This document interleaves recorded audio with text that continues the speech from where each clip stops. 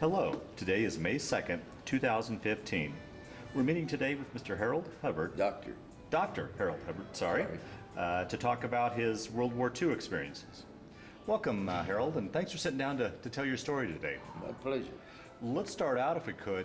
Tell us a little bit about yourself, your date of birth, where you're born, a little bit about your family. I was born in January 20, 1928, and I had an older brother, 2.5 years older than me. My dad was a foreman in a factory in Columbus, Ohio. My mother was a native born in West Virginia. So you were born in Columbus? I was born in Columbus. Okay, all right. And then we moved out in the country when I was about 12 or 13 in the rural central Ohio, and all farm country and everything. And then I went to high school there, and my high school graduating class had 14. Is that right? Yeah. And the war was on when I graduated in 1945. Well, let me back up and let's talk a little bit about your youth. And Okay. so you had one. You said one brother. A brother 2.5 years older. Okay. And what was the life? You guys lived out on a farm then, I assume? Or? Well, when we were in town, we were just in the city. But no, we moved out, but we weren't on a farm. Oh, okay. But we worked on a lot of farms. My brother, an interesting story. Yeah. And my dad always had chores for us to do. And my brother left at age 15 and went to Columbus to work. He says, if I'm going to work this hard, I'm going to get paid for it. And then he went into Columbus and drove a semi at 15 years of age. The war was on.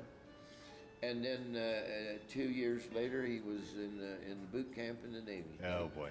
In December 1942. How, one question I always like to ask your generation, and you may not have much memory of it, Yeah. but was your family affected by the Great Depression? Yes. And Yes. in what ways? Well, we grew up in the Great Depression Right. as children. I was in 28, he was born in 25. We grew up in the Depression. My dad, fortunately, he had a chance to work 3 days a week in the factory.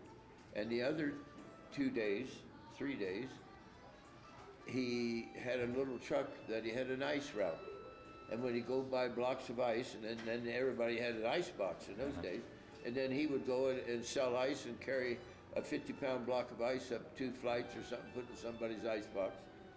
And then that's in the summertime. And then in the wintertime, so we could get by and without taking any form of charity or anything. And he would sell bushels of coal to heat with.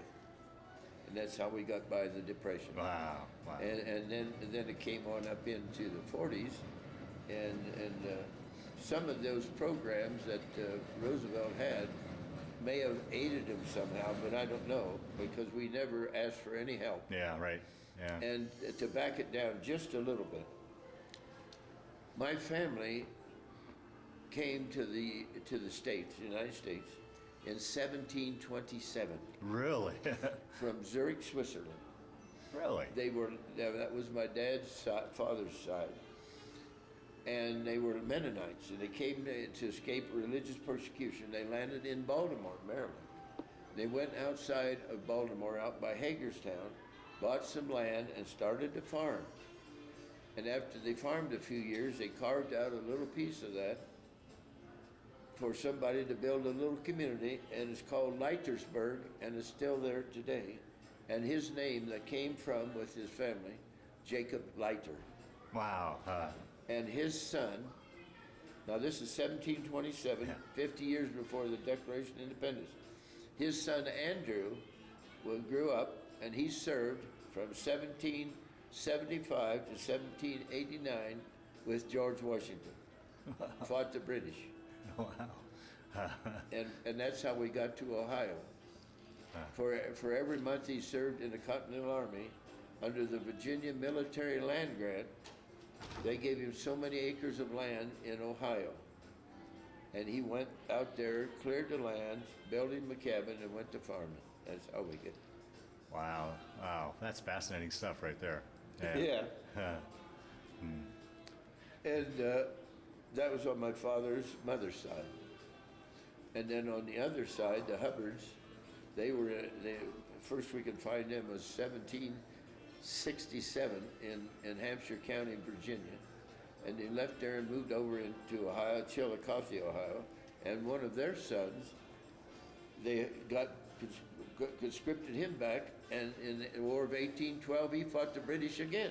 Wow. so we did our share. Yeah, no good. And then my dad's grandfather, John Hubbard, he served 2-3 years in the Civil War, fought with the North.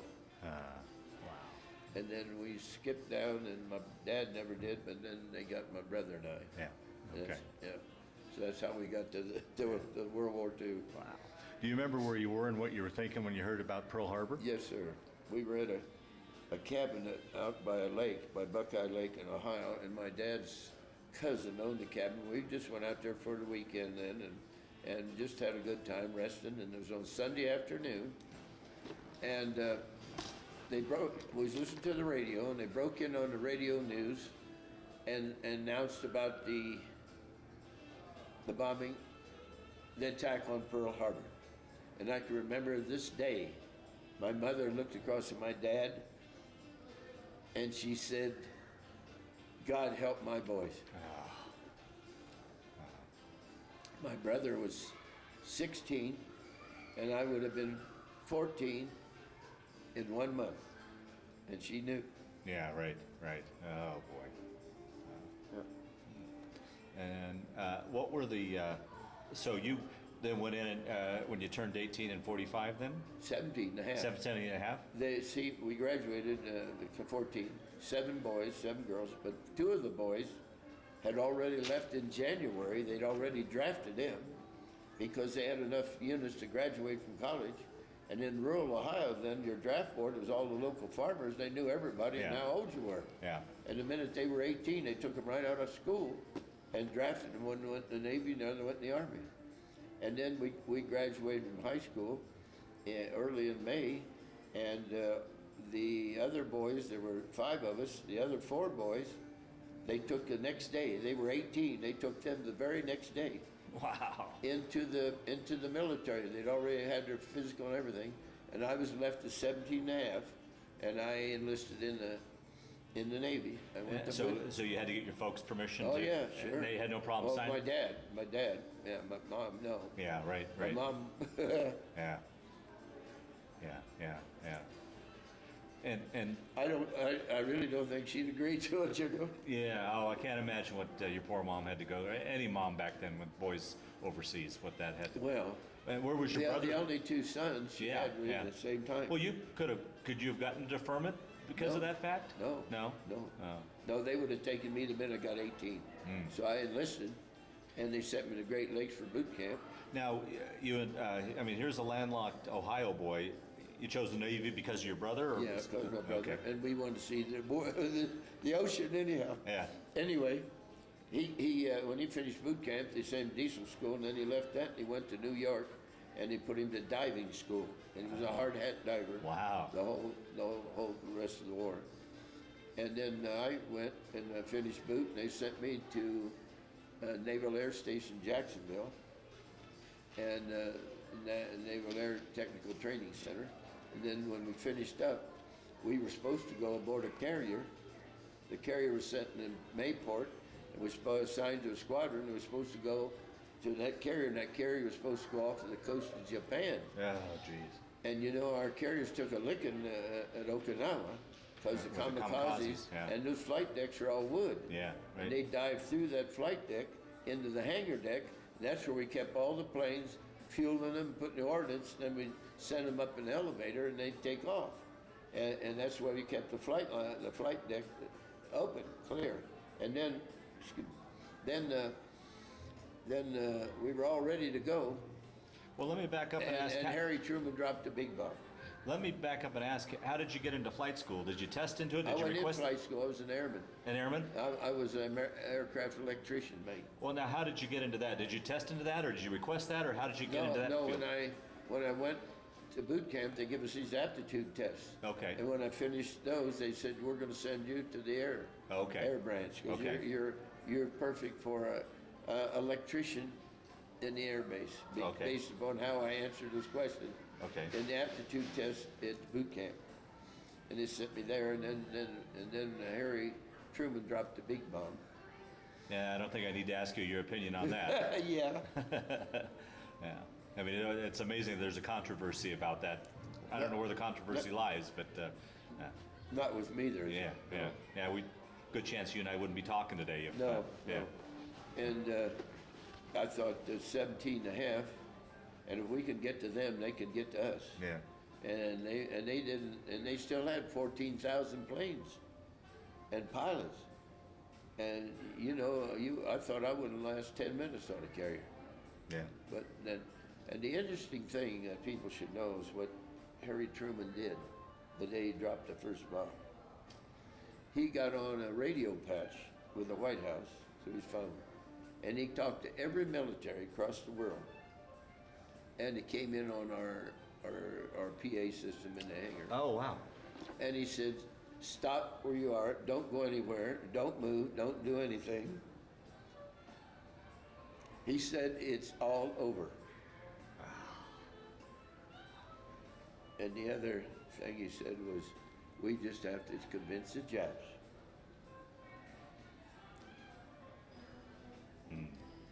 And one more did it. Yeah. Did you have any concept of what this thing was? I mean, I can't imagine. No, I didn't. No. Yeah. They told us it'd take 2 years. They told us in the Navy Air Corps it'd take 2 years to get those Japanese out of those islands. Yeah. And the carriers, and what happened to the carriers in Okinawa? Yeah. They took a hell of a licking. Yeah. And Intrepid. Yeah. Wow. So you heard this announcement, and then finally VJ Day. It must have been a relief. Was there a big celebration there on the base, or? Well, yeah. Well, I happen to be lucky enough that my brother was home from Europe. He was all over in Europe, and he was a hard hat diver, and the Germans sunk a lot of vessels in the harbors in France, and they had to raise them all up and get them out of there. And the interesting thing about him also, when on D-Day, he was sitting 400 yards off of Omaha Beach watching those guys land because the Germans had sunk cargo ships out there, and we couldn't get our big heavy stuff in, big ships, to bring in the tanks and the trucks. And he, as divers, they had to clear that ship out.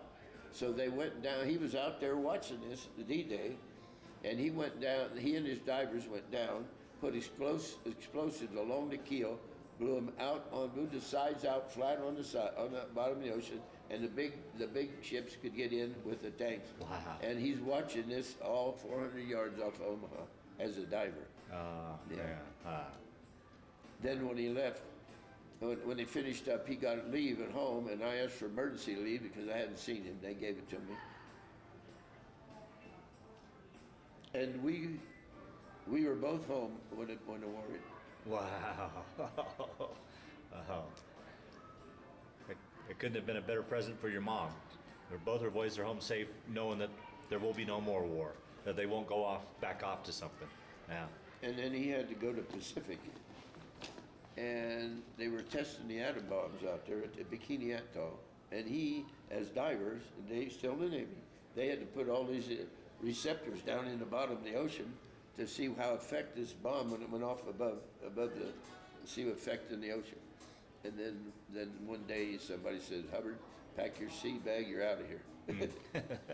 Boy, the history that he saw, huh? Man, between D-Day and atomic bombs. Yeah. Well, let's take your story now. So let's start back again. Okay, so you heard the announcement, got emergency leave. Went back, and then they were there. I was assigned to the Naval Air Technical Training Center on the flight line in the aircraft electricians mate school, part of it. And they also had in that training center mechanics and the guys that worked on the aircraft skin and the aluminum and all the motors, And we were electricians mates, and we did the radio and the electrician on it, and we had on our flight line, and then we'd have these students come through and we would train them. Oh, so you're an instructor then? Yeah. Oh, okay. Yeah, and then I had to go to instructor training, and when we were there, when I finished, I figured out that to help judge these fellas going through, I designed an evaluation sheet for everything they did, showed it to the commander, and he said, that's the best thing I've seen for a long time. And then he sent me back to instructor supervisor training. Wow. And then I had, and I'll show you in the photos, the crew that I had. We were on the flight line, and we trained all these guys from then on, 19, rest of 45, 46, 7, and 8, on all these aircraft, electrician mates. And some of those aircraft had some like 20 miles of wires in them, plus the motors, and, wow. and the generators and the starters. And they had all that wiring. So obviously you took well to that. I mean, prior to the Navy, did you have any electronics experience? No, it's just what I remembered in school, and I passed that aptitude, and they sent me down there. And when I developed that evaluation sheet, the commander said, my God, Hubbard, he says, I've never seen anything like this. He says, now you're going to go to instructor supervisor. I'll be darned, huh? And that's what I did. And then because you go in at 17, you get out the day before you're 21. We called it the kiddie cruise. And they transferred us from Jacksonville, Naval Air Station, Jacksonville, to Naval Air Station, Millington, Memphis, Tennessee. And I was there 8 months. Nice and quiet over I was there 8 months. And they discharged me out to there. 3.5 years in the Navy on the flight line, and they give me to go home from Memphis back to Central Ohio, $54. Was that enough for a ticket? Or? Well, it got me a bus ticket to Cincinnati and a train ticket to Columbus, and then I got on a city bus, rode to the end of the line, and hitchhiked back home.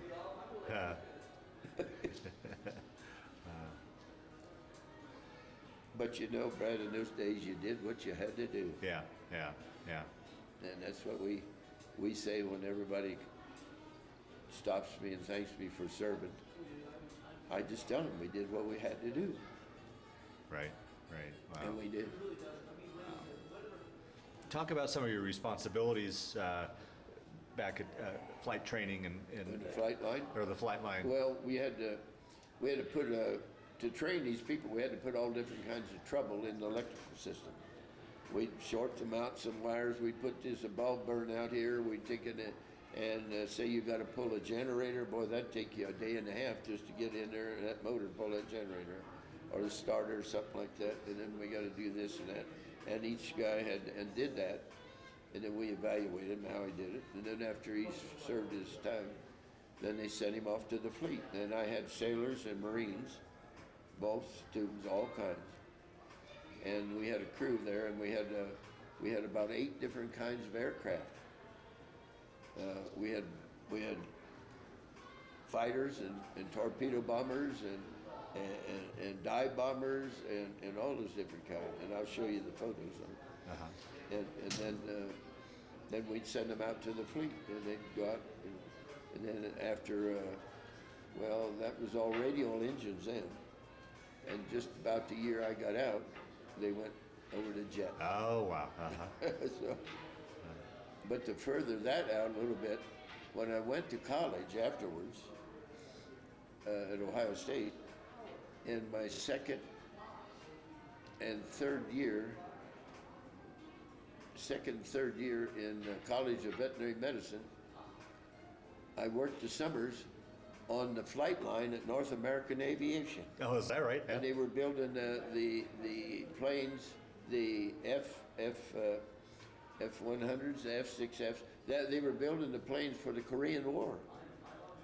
And we were taking them off of the assembly line and checking them all out, and then the test pilots would fly them. And then when there's trouble, they squawk them, and we'd fix it. And then when the Navy or the Air Force accepted them, they took them out and they used them in Korea. And it's because of those planes. We had a computer in those planes that no one knew about, and we couldn't tell anybody. A computer in 1952, Wow. 53, in those planes, that the radar would lock in on an enemy and the computer would compute his airspeed, distance from you, and everything, size and everything, and a little reticle would come up on the windshield of the plane, and the pilot just kept the wings of that enemy in there and fire a rocket that went up his tailpipe. And that's why they shot down all those MiGs in the Korean War. But we couldn't tell him about that computer. I'll be I darned. couldn't even tell my family. Is that right? Yes. Yeah. Ah, So that was afterwards. Yeah, That's yeah. how we that's pretty much the end of the flight part of my life. yeah. Yeah. So you'd mentioned, okay, so you got out of the Navy, went off to college, Yeah, took advantage of the GI Bill? Oh yeah. Yeah. Yeah, that's the only way I could have gone. Yeah, yeah. Our family couldn't afford me to go to college. Yeah. And yeah. I had the GI Bill, and I went to Ohio State, enrolled in pre-veterinary medicine. Oh, always wanted to be a vet, or how did you? Since I was 12 years old. Is that right? Yeah. Yeah, well, I wanted to be a veterinarian, and I never gave it up. And when I was in the Navy, I would go to the library and study my history and math and things like that. So when I went to college, I'd be ready. Yeah. And I went and applied at Ohio State, and they took me on a GI Bill. And the course then was 6 years. I went 7. And the GI Bill paid for 4 years, and I worked the other 2 and paid those off to go myself. And then I got admitted into the College of Veterinary Medicine. After, you see, Ohio State, when you're studying pre-medicine, the physicians and the veterinarians, the dentists all study the same courses. When you finish, you can choose whether you want to be a dentist, physician, or veterinarian. Is that right? Yeah, that's the way it was at Ohio State. And we had a lot of GIs going to school. I was going to ask you if that was a problem. All the guys coming back now. They had probably the biggest student population there was, 43,000 on that one campus. And most of them, 50% of them were GIs. All they wanted was an education. You see, you gave up your teenage years, and you never got experience the teenage years. And then when you came out, you were an old man, or really not old man, but all you wanted was an education. Right. And then we went to vet school. In regards to yourself, did you see a different you from when you went into the Navy and then when you got out? Were you quite a bit more mature? I mean, do you think you would have been a better student? Oh, absolutely. Yeah. Absolutely. You're Yeah. ready. Yeah. You're ready. And all you want to do is study. And how was that? I mean, I'm going back a little bit, but here you are. Here's a 17-year-old kid, probably leaving home for the first time. Yeah. How was that? Was that much of an adjustment for you? It was. And then you go to boot camp and they threw you in with a bunch of people from all across the country. Yeah. That's got all different backgrounds and cultures and manners. Yeah. I mean, we had them from the Bronx and Chicago and everything in Great Lakes. And you put you in a company, and you know what boot camp's like. You got 8 weeks of just rigorous training. And how was that adjustment going from civilian life to military life? Yeah, but I was a little 17-year-old kid. Yeah. And when I got out of high school, I was only 5'9", weighed 135 pounds. And you know, you did what you had to do. Yeah.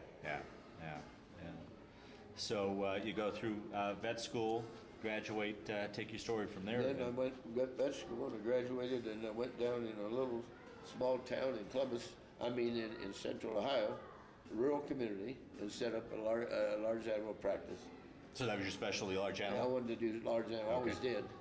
And when I was studying in the university, I spent every weekend and holiday with a large animal veterinarian in Ohio. So I learned a lot of things before I ever got out.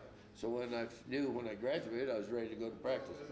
And I went out in a little farm community and hung out a sign and went to practice. Is that right? Yeah. And then at the end of 6 years, I had more than I could handle completely. I was burnt out because it started 4:30 in the morning. I get home 10:30 at night, sometimes 11.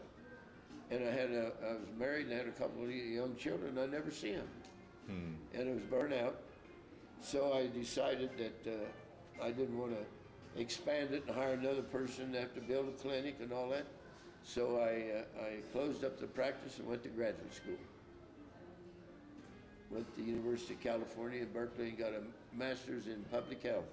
Really? Yeah. How'd you go make it turn that way? What Well, led to that? Well, I'd had a classmate of mine had done it before me, and he's telling me about it. He was he went to he's from from Kentucky, and he went to Louisville and became then he was in a small animal practice, and he left and went to Berkeley, and then he came back with a master's degree, and he's telling me about it. So I thought, well, that's a good place to go, and I kind of liked the public health. Anyway, I went there, and then I got a master's degree, and when I finished, the California State Health Department asked me to come over and interview on be a research I got my master's in epidemiology. Which is the study of? That's outbreak diseases. Okay. Resolve what causes an outbreak and control diseases mainly. And most of mine emphasis were the diseases of animals transmissible to men. Oh, okay. Rabies Okay, that makes and sense. brucellosis and all those different things. Yes. Anyway, they were having they had a research project from the National Cancer Institute to study human cancer in the San Francisco Bay Area, the whole Bay Area, California State Health Department. And they interviewed me and they hired me. They wanted to see if the same cancers in people were occurring in the animal population by maybe there's some environmental effect on it. And so I designed that thing and went around to all the different veterinarians in the area, and I said, when you're having a cancer in an animal, take it out. When you surgically remove it, send it up to the vet school in California, up by Sacramento. What's a little town? Anyway, Davis. Davis. Send it up there, and a pathologist would classify it, send the information back, and then they would have the cancers in animals to look at the cancers in people in the same family, the same environment, to see if there's some environmental thing. And while I was there, I don't know, 4 or 5 months, I get this call from from the College of Veterinary Medicine, University of Georgia, that somebody at CDC had recommended me to be a professor. They needed a professor at Georgia, and they recommended me to be the one to do it. And my father, at that time, he was suffering from cancer of the colon, and I wanted to be closer to him. So I accepted that professorship at the University of Georgia. So I spent 6 years there teaching in the College of Veterinary Medicine of Georgia, 1962 to 1968.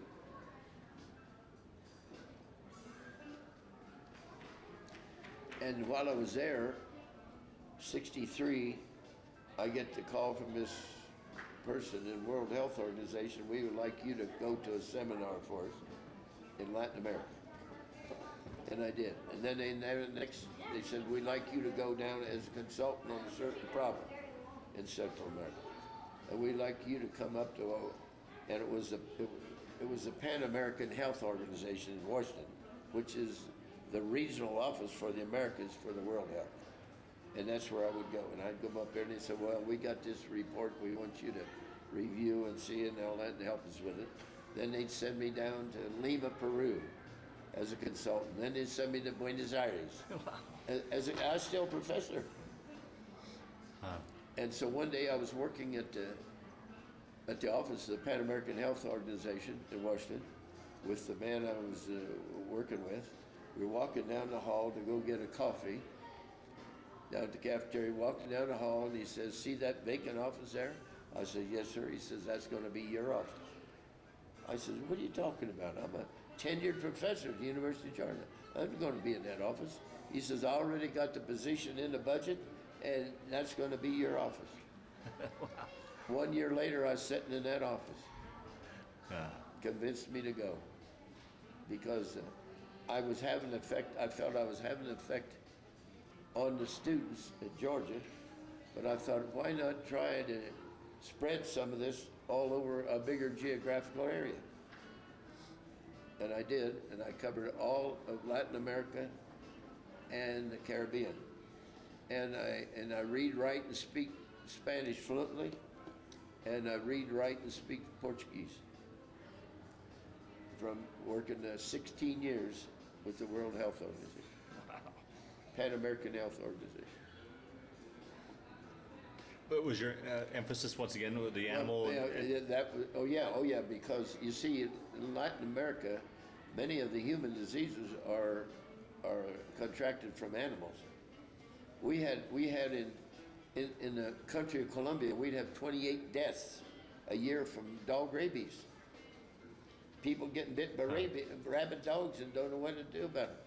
And we went into Colombia and convinced the government to put a veterinarian at the Minister of Health level of the Minister of Health, at his levels, national veterinary public health veterinarian, trained in public health there, and started a national rabies control program of vaccinating dogs, picking up the strays, and we even took the laboratory people and brought them to the CDC and taught them how to make a vaccine. And taught them how to make a vaccine of their own in Colombia. And they went back and made their own vaccine and everything. And after 2 years, that program went into effect. No more human deaths from rabies. Wow. So you did spread your knowledge. Yeah. And then I did others a lot. We had a lot of things to do. And the Foot and Mouth Disease Research Center in Rio was under our responsibility.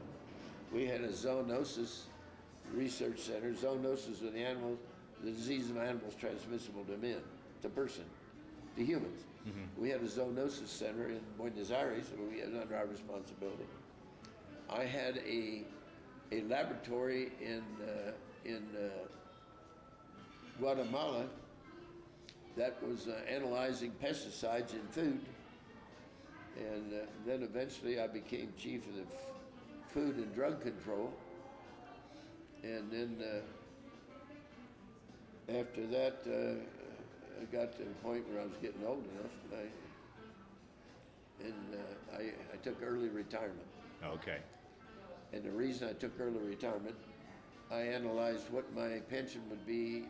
I retired at 56, and you're obligated to retire at 60, and I retired early because I calculated what my pension would be at age 60, and I knew if I went back into practice, I could make more than what I could be making in staying in with the pension. Okay. So I get out, and I went back west, came out west. I went west to go get educated in California. I went back west, and for you folks in Colorado, I want to tell you that when I came over Rabbit Ears Pass and dropped down into Steamboat Springs, I knew then I wasn't going to go back to Ohio. Is that right? That's right. Wow. And then I came and I took the board at CSU in Fort Collins and passed the board in Colorado. And then I went out down there and set up a practice, a large animal practice. In Steamboat? No, in the valley, just north of Steamboat. Okay. A little town in the area, a little Snake River Valley, Baggs, in Wyoming.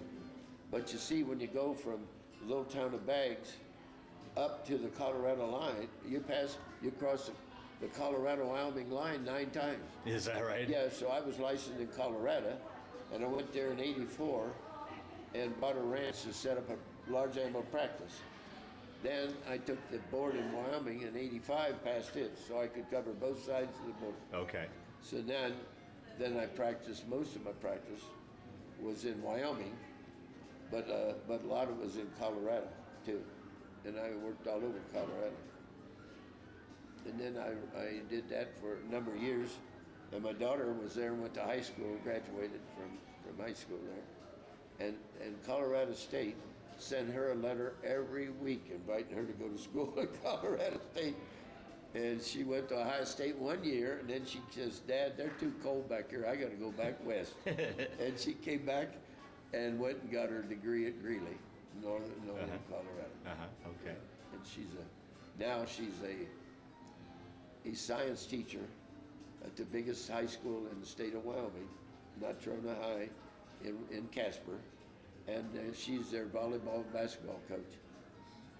ladies basketball court in Baltimore. And from in Wyoming, she, you know, and we're just Wyoming folks. You know? Yeah. Now, I love Colorado. It was such a beautiful state and such good people when I went there in I think it was 84. I mean, out on that west slope, you can't get better people than that. Really good people. Now, do you still practice, or have you retired? I retired three times. 3 times? Yeah, I've retired 3 times. and still they call me and want me to come back and give them a hand at some clinic somewhere. But I try to not do it, you know. But then I have a lot of friends that's got animals, and they call me, and I have people from all over the country I know, from I've known years, and they got an animal problem. They call me, and I try to, you know, on the phone. Or I send them a prescription, and they fill the medicine at some pharmacy and treat the dog. But I did practice 26 years in Colorado. Wow. And I'm still practicing in Wyoming. No, so you gave up your Colorado license, but you're still licensed in Wyoming? Okay. But no, truly, practice.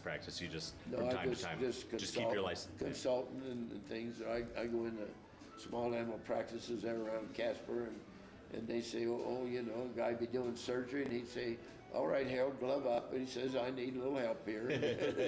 You know, that kind of thing. You know, just kind of filling in and helping out. Okay. Too old for that now. Yeah. Too old. So what are your activities in retirement? What sort of things do you like to do? Like we say in Wyoming, if you want to eat a trout, you eat him inside of a walleye. And I like to go walleye fishing, and then now I got my resident turkey permit, and I'm going to until the end of May. And when I get back from this flight, I got 2 places already lined out where I'm going out there and get a gobbler somewhere. And then traveling around a little bit, you know, and trying to show these Michigan anglers a little bit about Wyoming, you know, what it's all about. They've been living there 20-some years, and they still don't know Wyoming.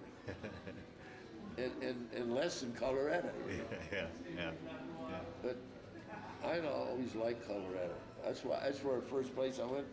I was going to buy my ranch right outside of Steamboat. But they were having trouble then with the backpackers and the bicycling around Steamboat on the cattle ranches. Guys would come and open the gates and leave them open, the cattle get out. And I said, I don't want to fight all that and I don't want. So I went over into the Wyoming side. So in addition to being a vet, you ranched as well then? Yeah, same time. Okay. I was a cattle rancher and a large animal vet, and then I did have a little office down in Dixon where I take care of the small animals. Sounds like you were doing long hours again then. It was. Yeah. It was again. Yeah. Oh yeah, you know. But if you're out there to provide a service, you got to be available. Yeah. Right. Yeah. If you're gonna, and I always said this. Now I don't know whether this should be in here or not, but I always said the thing that upset me more in my whole life was incompetence. If you say you can do something and you're going to do it, then do it. Incompetence made me upset more than anything I know. Because if you're competent, you say you can do it, do it. Yeah. Does that help a little? Yeah. Well, you had mentioned a daughter. Talk a little bit about family. You just have the one daughter, or? No, I had 5 children by 2 wives, and I lost my second daughter at the age of 43 to Lou Gehrig's disease. Oh, awful You can't disease. imagine the tragedy of your life losing a child. And particularly with that awful disease. Yeah. And fortunately, she was married to a tax lawyer in Tucson. And fortunately, she didn't have any children. She said, Daddy, I don't want to bring children in this world. The world's too big of a mess. Right now, I don't want to. Fortunately, she didn't have any. In 43, she contracted that, and she lasted 4 years. And that's sad to watch her watch your child. And, Sure. Yeah. yeah. Yeah. And then I would, after I quit practicing, I would spend my winters in Arizona, and then come back to Wyoming in the summertime, and do a lot of practice and I did a lot of relief work. I think I did relief work in about every clinic on I-80 across Wyoming, some in Casper, and down there in Colorado, right out there on Aurora, there at was it Salzburg or Galesburg? Salzburg, right there. I practiced in that clinic. I practiced down in all over Colorado. Helped out. I went to Grand Junction, spent 3 months with the guy over there. No, helping out, relief work. And now I'm just kind of hanging low. Yeah. Hanging You still low. have your ranch? Did you sell your ranch? I sold it. Yeah. I gave it away. I didn't want to. I was walked in 1989. I just walked, and I built a nice big log house on that site, and I walked away from it. And then let me tell you quickly in my part. This is interesting. In Arizona, I went down and bought a horse property. I happened to be down there for other reasons, visiting, and I was working with the BLM and the Forest Service down there. And I bought a place, a horse property. And I never practiced in Arizona. I didn't want to, because if I got a license, I wouldn't get any risk. So I went and bought this property, and it was a horse property. And I fenced it off and made it nice and everything. And we had buildings and all of that. And I had my horses from the ranch down there with me. And as we got further along, then when in 2008, when Obama got elected president, then he pulled the Border Patrol off. He started backing them off. We started seeing more illegals coming through, more drug dealers coming through. And then here in the last couple years, 2 or 3 years, he pulled most of the Border Patrol off, and our sheriff of Cochise County would take his deputies and form a group of threes, and they were patrolling the border to catch the illegals. And because of that, my property was 5 miles from the border, as a crow flies, down in a little place called Hereford. Well, you couldn't rent it, and you couldn't sell it. Nobody wanted to live there because of that border wide open. And I can take you west of there to a Border Patrol station, Customs and Border Patrol station, and there have a parking lot. They must have 250 vehicles sitting there parked with nobody managing them, driving them, and the border wide open. And I had to give the property up, and I took a $92,000 lick on it. I gave it back. I couldn't sell it, and I couldn't rent it, and it was losing value, and I didn't want to keep paying a high mortgage on a property that's losing value. And I couldn't rent it or sell it. And I have neighbors on the same road that have bigger acreage and better buildings.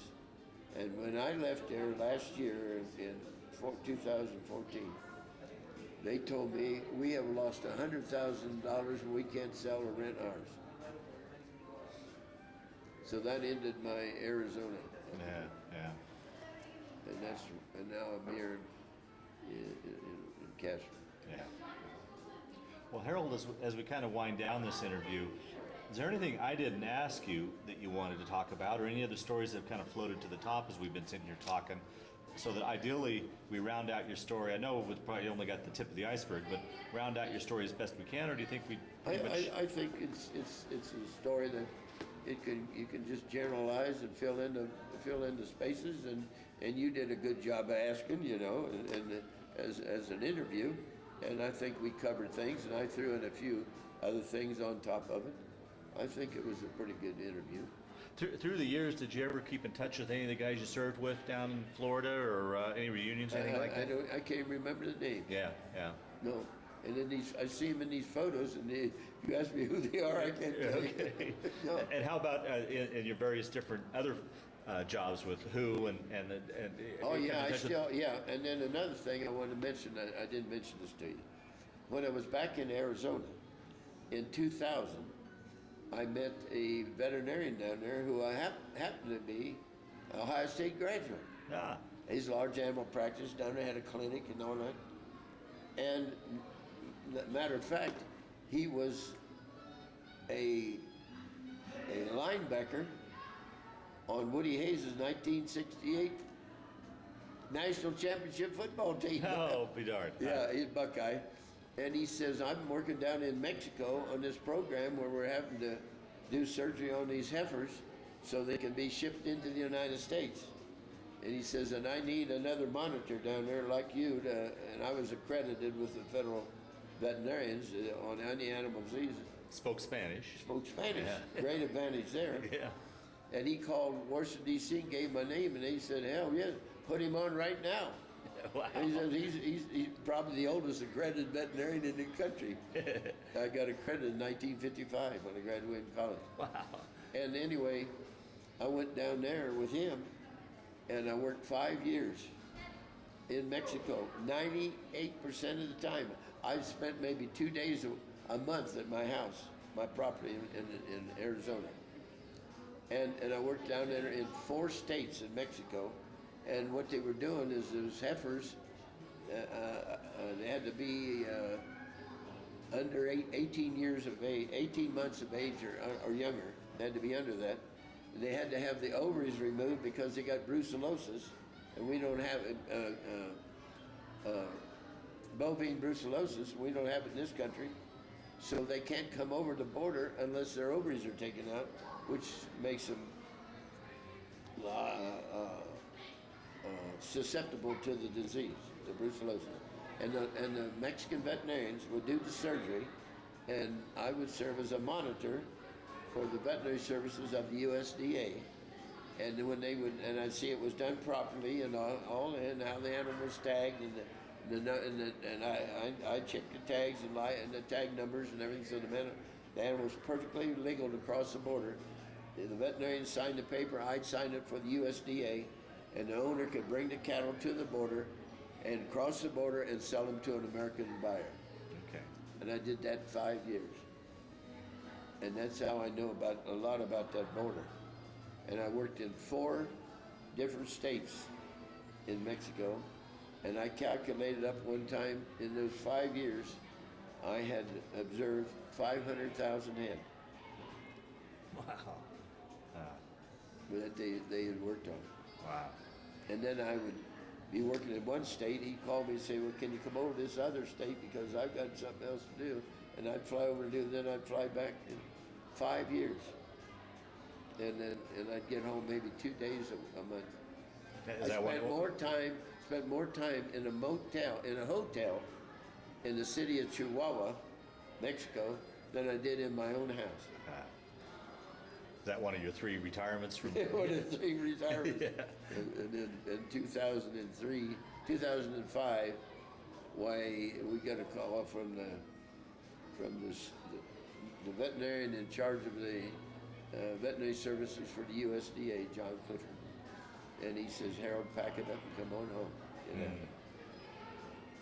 And I just talked to him the other day about this bird flu outbreak that got up in the Dakotas and Minnesota and places.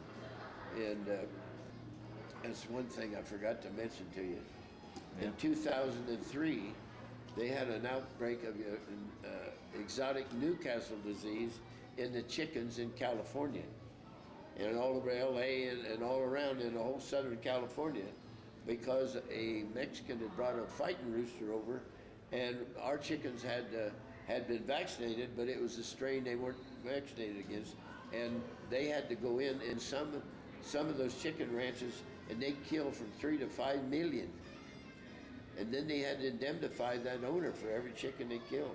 That's the way they controlled it, by stamping it out.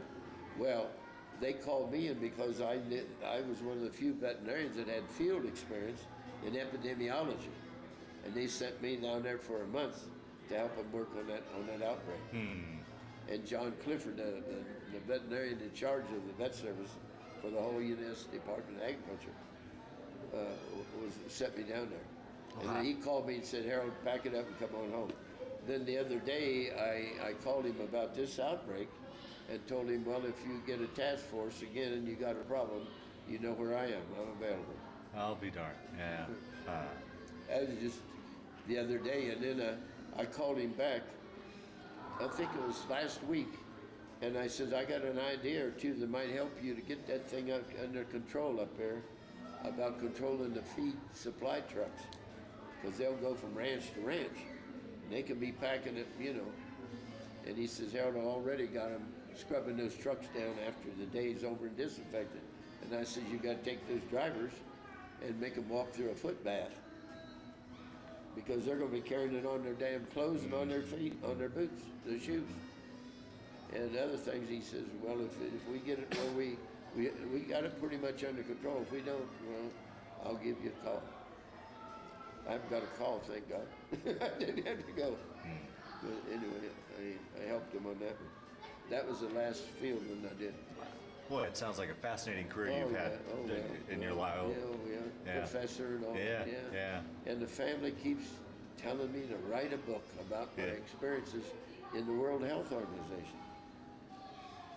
I should have brought one a copy, but I'll send you one. All right? I wrote a book. Yeah? Yeah. Published in September of 2010, before the election. It's called Stand Up America. Oh, yeah, if you got a computer, you can get it on Amazon.com, buy it right there. It's called Stand Up America. Or what I'll do is I'll send you a copy autograph. Oh, okay. Okay? Yeah. And I wrote it, and I gave a lot of credit to it because of my Democrat father. He was Democrat. But I was a Democrat 59 years. Conservative Democrat. We're the one that kept the Jesse Jackson, the Naders, and those guys.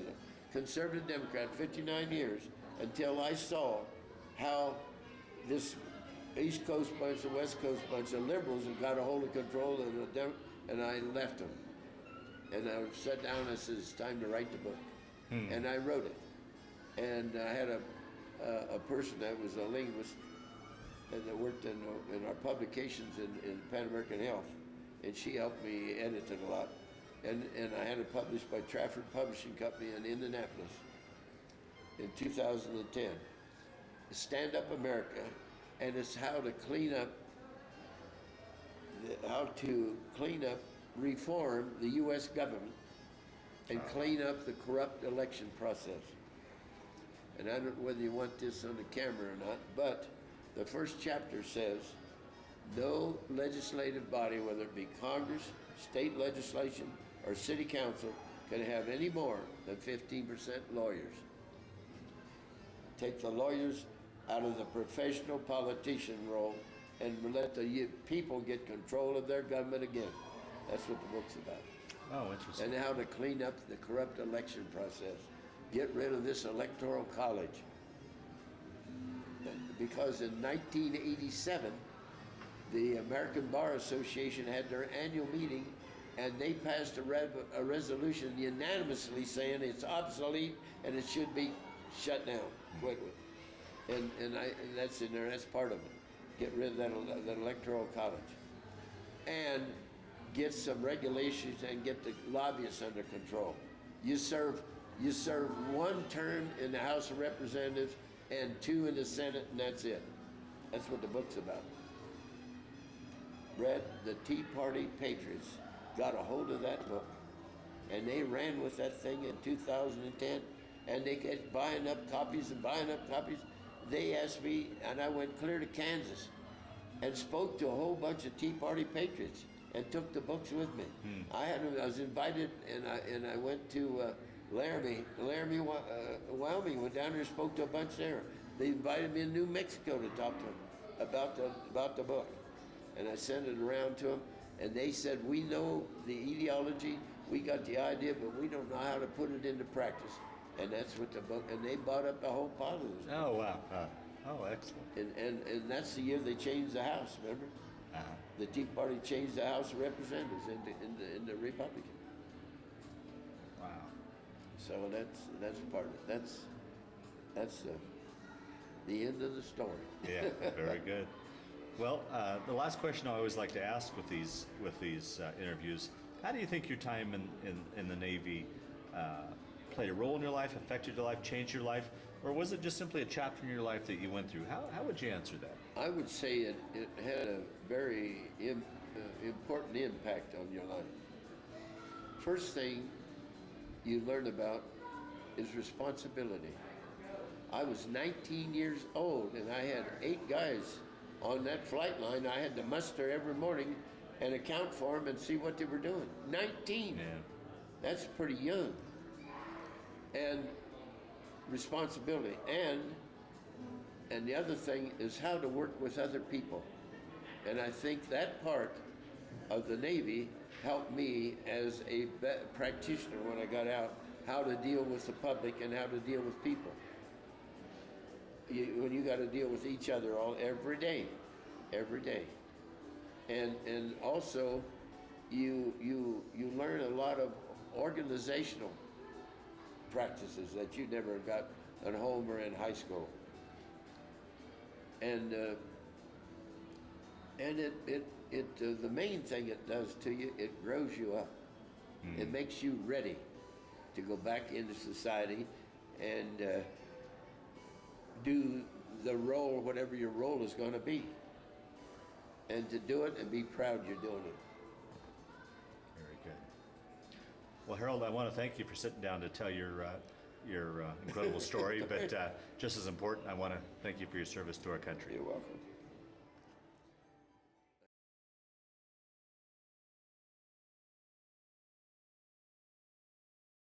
This is the crew of 18-year-olds in charge of the flight line at Naval Air Technical Training Center at Naval Air Station Jacksonville in July of 1946. And where are you, Dr. Hubbard? I'm far over here on this right, first one in the second row. And you said you're 18? 18. You're responsible for all these guys. Yes. Yep. This is a photo of myself and Rod Rodman from Chicago, Illinois, in front of a SB-2C Helldiver dive bomber, July 1946. This is a photo of myself in an SB-2C Helldiver checking out the electrical system in July of 1946, 18 years old. This is a photo of a twin-engine fighter plane, interceptor fighter plane, P-61, and I'm sitting in the cockpit on the flight line, running up both engines and checking the electrical system on this aircraft. This is a photo of where they sent me to instructor training class to be an instructor on the flight line for these aircraft electrician mates, and I am the third from the left in the back row, July 1946. Oh. This is a photo of when they sent me to instructor supervisor's class at 19 years of age in 1947. They're all chiefs except me. I'm the one sailor, white hat. Wow. Very good. There we go.